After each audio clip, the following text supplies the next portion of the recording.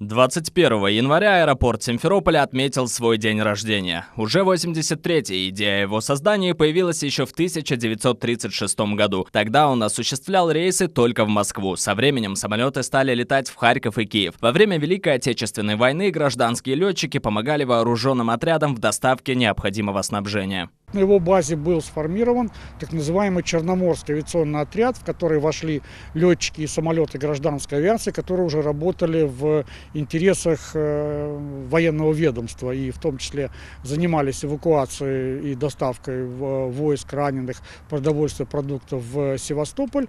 И уже позднее занимались снабжением по воздуху партизанских отрядов, действовавших в Крыму. В 1957 году сдали в эксплуатацию здание аэровокзала. В воздух выходили самолеты Ил-12, Ил-14 и вертолеты Ми-6. Позже в ведомство поступили более современные аэробусы.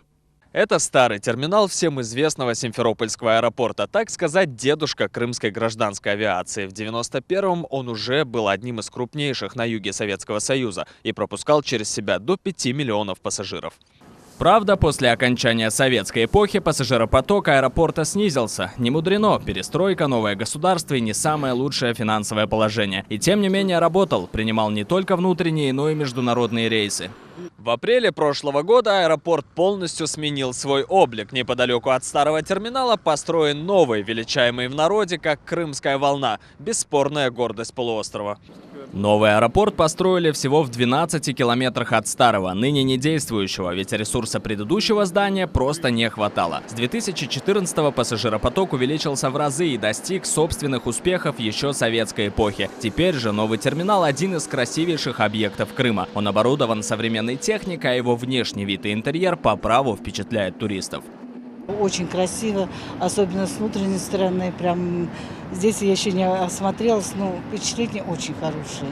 Так светло, и персонал хороший, и аэропорт поздравляю с днем рождения.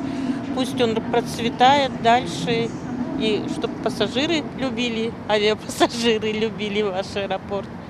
Аэропорт нравится крымчанам и гостям полуострова. Снаружи это Крымская волна, внутри это зеленый лес и сад. Первое, что бросается в глаза, заходя в здание, это зеленая живая стена. Она не просто большая, она невероятно огромная.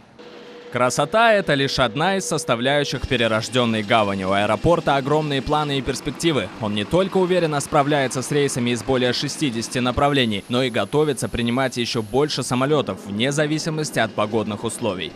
Мы фактически строим новую взлетно-посадочную полосу на месте старой, которая когда-то в 2000-х годах еще была выведена из эксплуатации. В силу того, что она была изношена, в силу того, что она была короткая и не позволяла принимать все современные типы воздушных судов.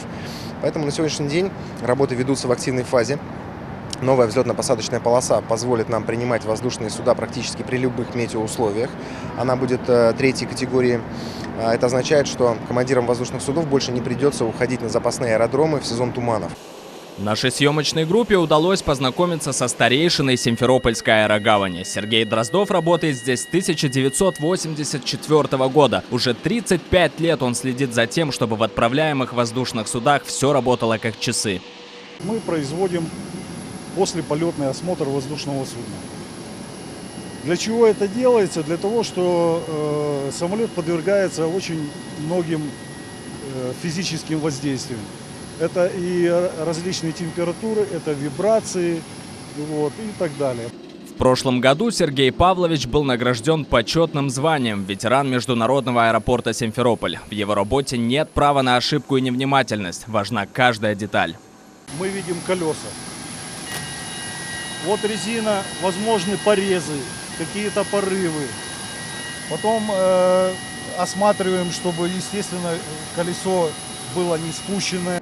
Действующий терминал способен пропустить 6,5 миллионов пассажиров в год, а ежедневно тут трудятся более 2000 человек. В летний период количество сотрудников увеличивается. За 83 года крымский пилотаж вышел на высочайший уровень. И, как говорят сами пилоты, чем лучше авиация, тем сильнее нация. Энвер Аблизис, Рамазан Аливапов, Магомед Нестуров, телеканал Миллет.